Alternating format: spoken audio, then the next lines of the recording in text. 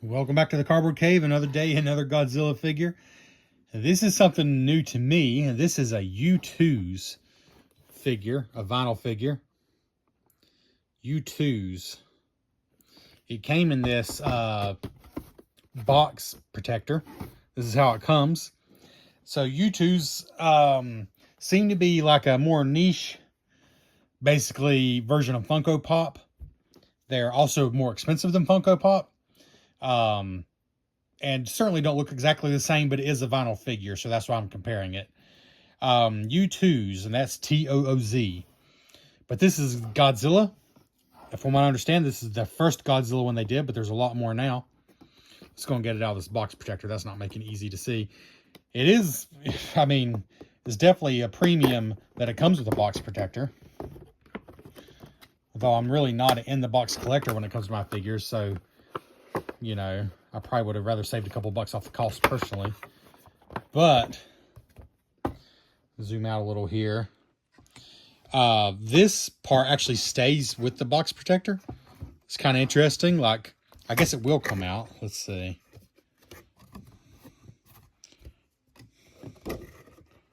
Yeah, it's not like glued in or anything, but that part is like a slipcover that's meant to stay behind.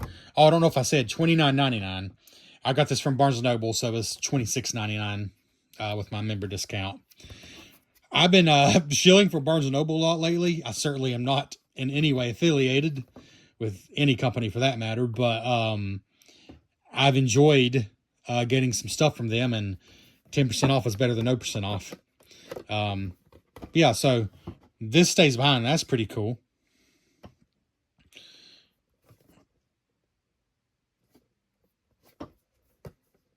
So actually, you can see inside the box better once you take it off of this. But yeah, so this protective box cover is included. But then out of that, you've still got it in the box figure. Let's see here. It is, oh, number 0. See, I didn't even see that because when it's in this box, that's covered up. So I didn't know this was number, that is odd to me. I mean, that is really odd. Like when it's in this box, you don't see that it's number 0 because that would be right here covered up, right? Yeah. I don't think it says it anywhere. It doesn't. But yeah, so this is the first in the Godzilla line. And I just couldn't pass it up because it's, I assume, supposed to be the original 54 Godzilla because he's eating the trains. Like that's the train scene from Godzilla. Somebody mentioned he looks more like the Heisei era Godzilla, but it's definitely that scene from the original film. And that's what got me, to be honest, especially for the price. Like I said, that's like quite a bit more than a Funko Pop. Well, that art is cool. Quite a bit more than a Funko Pop. But the fact that he is eating the trains, the sacred beast of the apocalypse. That's great. The fact that he was eating the trains just set him over the top for me. I can tell he's heavy too. Like he's a pretty chunky guy, which he should be for the price. But so You Tooz, again, I don't know anything about them. Comment below if you've been collecting them a while. The gentleman at Barnes & Noble who is pretty cool, got to talk to him for a minute or two, who was operating the cash register. He told me that comes to find out he's a Godzilla fan too, and this company has done King Ghidorah, and I think maybe Mothra, and a couple others. So, if I really like this, that could be dangerous. It says scratch here. I'm not going to scratch here. Oh, authenticity code. Oh, so if you want to claim it on youtooz.com, you have to scratch there. Well, I'm not going to do that right now. All right, manufactured November 2022, and it is Toho licensed, officially licensed Godzilla product. All right. Well, we're just going to open this up because there's no tape or anything. So interestingly, I guess if you're really careful, this essentially is brand new, even if you take it out of the box. Well, it's not. It's as brand new as it is once you've taken it home, though, because there is no tape. There's no seal to break. And I checked. This Barnes & Noble I went to, I think I mentioned it in a previous video. It's a really cool 2-story Barnes & Noble. It's in Asheville. I'll go ahead and say that. It's in Asheville, North Carolina. Check it out. It's a 2-story Barnes & Noble. There's tons of books on the bottom floor, but also a lot of collectibles. And then upstairs is a lot more collectibles and toys and Lego and board games and stuff. They have one of these upstairs and like 5 more downstairs. But anyways, my whole point of that was none of them were taped. Not on this part and not on the box itself. So they come this way is what I'm saying. So anyways, let's just open it up.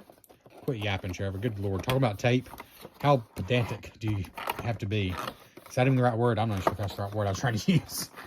I hope that word's okay to use. I think that's the word I was looking for. Huh. Oh. Sometimes the only way to heal our wounds is to make peace with the demons who created them. Well, they're trying to be cute. I guess that's pretty fun. I assume he just slides right out.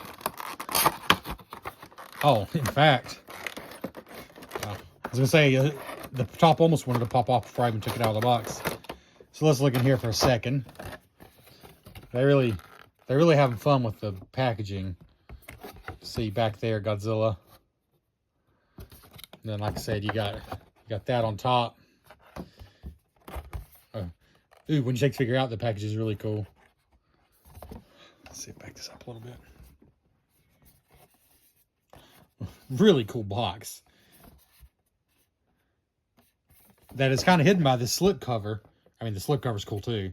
But part of it's kind of hidden by this. But, anyways. Kind of cool. But, let's get to the main event. Yeah, so there's no tape. There's nothing. I guess what I'm trying to say is if you bought this on eBay, there's no way to know for sure that it's technically new. But what's it matter? As long as it looks new. Because, yeah, there's no tape or anything to break.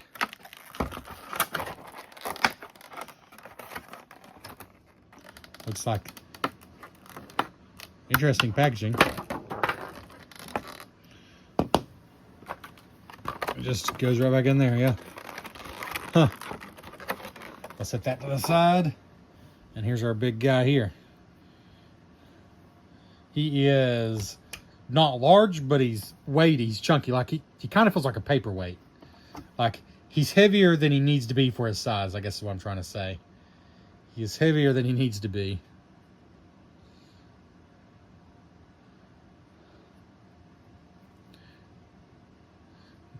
This is a vinyl figure, so there's no articulation or anything.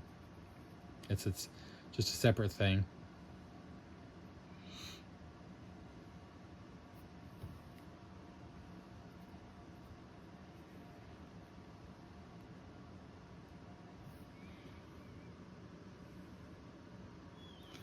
The highlight for me is definitely him munching down on these trains.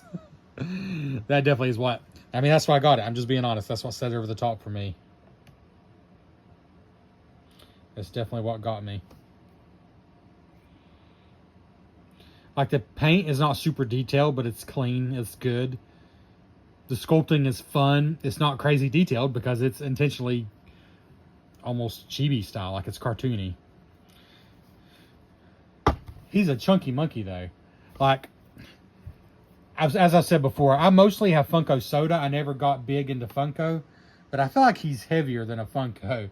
He's certainly not bigger, though. I'd say he's certainly smaller than the average Funko. Let's see what I have to compare here. Here we go. Well, I'm pretty sure Bilbo Baggins is a smaller than average Funko, for sure. So that's not a great comparison, because he's about the same size as Bilbo Baggins. So if Bilbo Baggins is indeed a smaller than average Funko, then I guess that answers the question. But he is like almost the exact same size. But compared to Bilbo Baggins, he is way heavier. Like, I don't think he's hollow at all. I don't think he's hollow at all. He's just a chunk. Which, you know, Funko Pops by nature have that hollow head. Do I have another one to compare him to?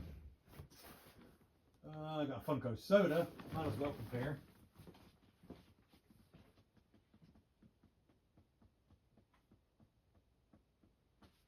Ha.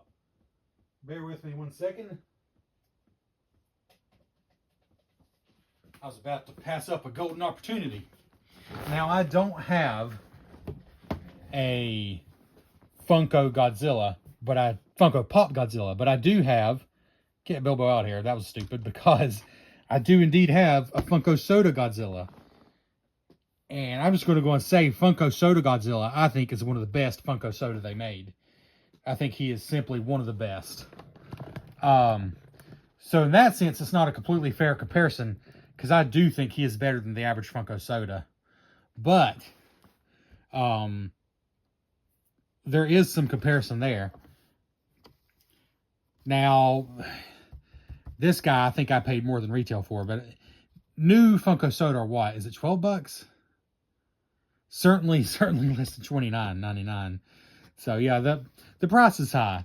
They're a smaller company. They're not putting out stuff at the price Funko is. I'm just going to be straight up honest with you. Again, if this were just this Godzilla just standing there with his arms out, I would not have bought it for that. They got me because they went the extra mile with the trains. That's just unique. That's something I'm going to want on my shelf. I like it. But yeah, that Funko Soda was nice, and it was chunky. This might be the best Funko Soda, honestly. It's just so good. So heavy. But this guy's chunky. He's heavy. He's cool. What else can I compare him to? I mean, because there's not a lot else. I could start spinning them for you here. There's nothing else to say. Like I said, there's no articulation or anything. The packaging's amazing. The figure is kind of cute, but also detailed enough to be worthy of display. Let's see. Oh, the Super 7 reaction figures. This is probably the most comparable one. Here's a Super 7 reaction figure. Now, these do retail for $20, and, you know, as everyone says, Super 7 reaction figures feel like they should cost less than they do. But he is certainly bigger than one of those, though this does have 6 points of articulation, so they're not exactly the same thing. But there's a comparison. Very similar in height, but this big guy's definitely got a lot more weight to him. Let's see. Well, just for kicks and giggles. Here is another Super 7 reaction figure.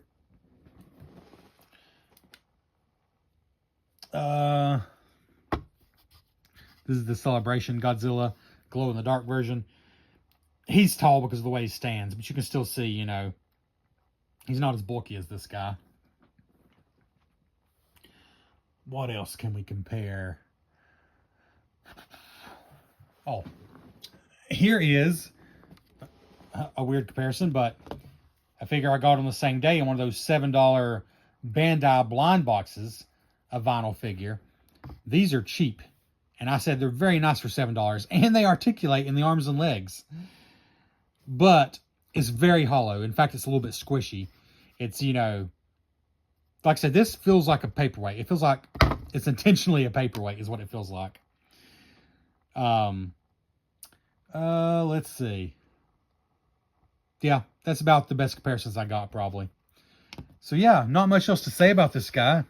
I like him. I don't really understand the pricing, and I'm fully aware that I bought something that cost more than it should have because it spoke to me, and because it speaks to a limited crowd.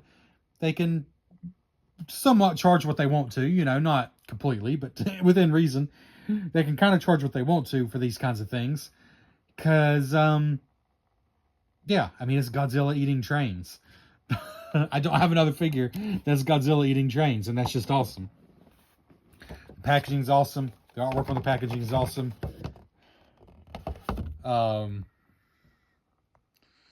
Which I'm showing you very great right now. Yeah, I love that packaging.